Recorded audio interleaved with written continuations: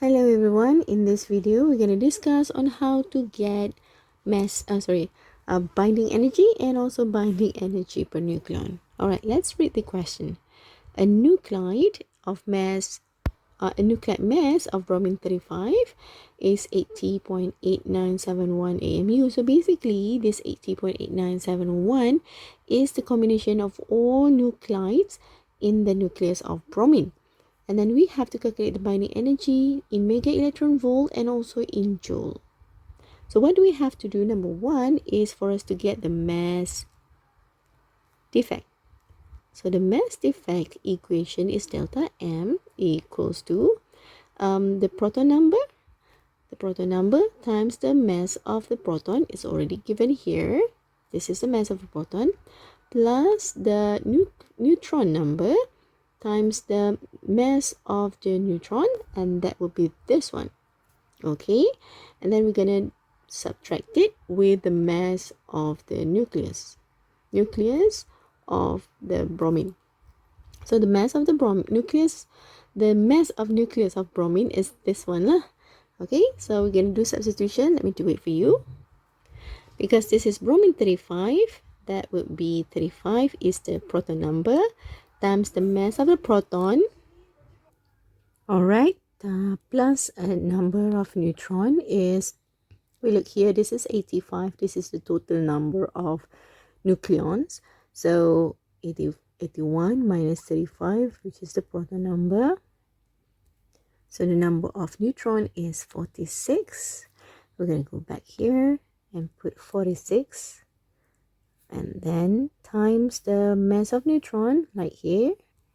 Okay, and then minus mass of the nuclide, that is 80.8971. Hence, the mass defect is 0.756185 AMU. Now, let's go and get the binding energy in mega electron volt first. We're going to use E equals to delta M 931.5 mega electron volt. So we use this equation when the mass defect is in AMU. So the answer would be 704.39 mega electron volt.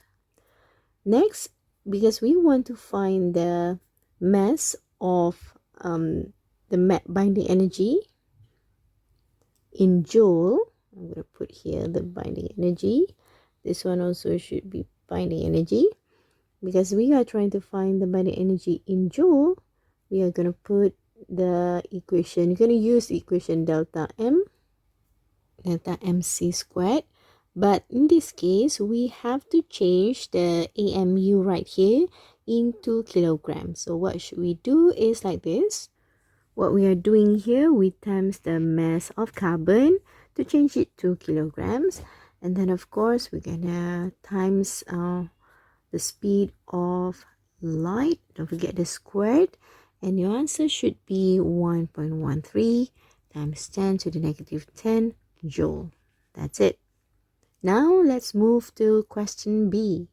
Now question B asking for the binding energy per nucleon in mega electron volt and joule.